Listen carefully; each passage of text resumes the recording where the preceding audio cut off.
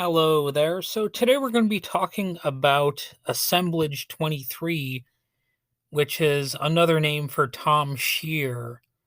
It's sort of like a Nine Inch Nails kind of thing where he is actually the main guy, but there's the name of Assemblage 23 as like the creative label for the musical output. And Assemblage 23 studio albums might not be a regular presence on the US Top 40, but it's not like he's had zero success. The single Binary cracked the top 25 on the Billboard US singles chart. So, he's not like a complete stranger or complete unknown in the musical world. And of course, the genre is electro-industrial synthpop, as you probably saw in the title to this little episode here. So I would say that Assemblage 23 would fit well on a playlist with such artists as Vangelis. I believe that's how he's pronounced anyway. But also Kraftwerk, Front 242, Brian Eno, Hawkwind. You know, uh, if you're looking to blend it with some space rock kind of stuff, and Nene Cherry. That kind of stuff. And Assemblage 23 might also be valuable in a playlist with experimental music with people like Bjork or maybe Robert Rich if you want to get ambient about it. And, I could go into the history of it, but that's kind of like a Wikipedia thing. I just really want to give my, some of the basics here and my feelings on the music. So, for the very basic history, Assemblage 23 was formed in 1988, and my understanding is that Tom Shear originally started in more of an avant-garde electroacoustic direction. And, well, another little fact is that he's from Rhode Island.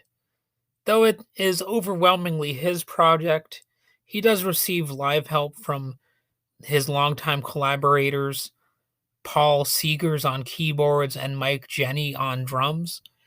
And considering that Assemblage 23 is still active, no one can say it's a short lived creative venture because, it started in 1988 and the original name was Man on a Stage. So I do think that the name change to Assemblage 23 was probably a good idea.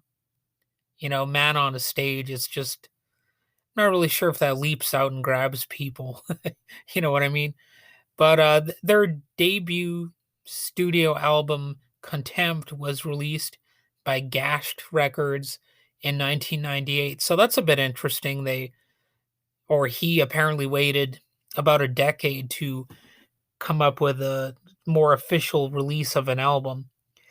I do think there were some, mixtape kind of things going on or whatever, the independent release kind of stuff that a lot of underground artists do.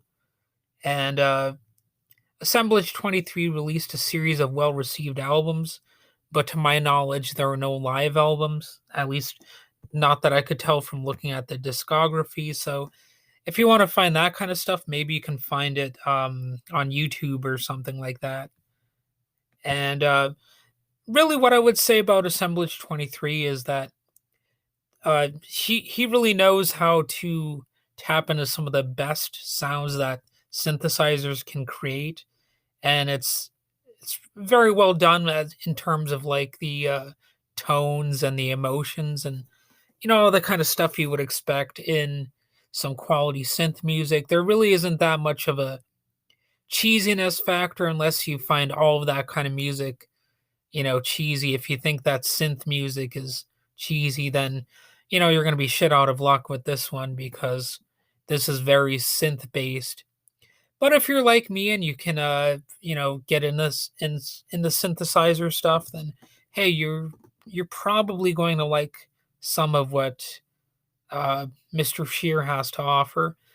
And I could give some song recommendations here, but really I would just say look into this guy if you want to find out more. I've heard plenty of his stuff on my Pandora station. So you could probably just look that up on Pandora or maybe on YouTube, or really there are about 50 billion ways you can listen to somebody nowadays. So go ahead and do that. He's my musical recommendation of the day. Yep. So that's about all I got to say about it. And have a good day.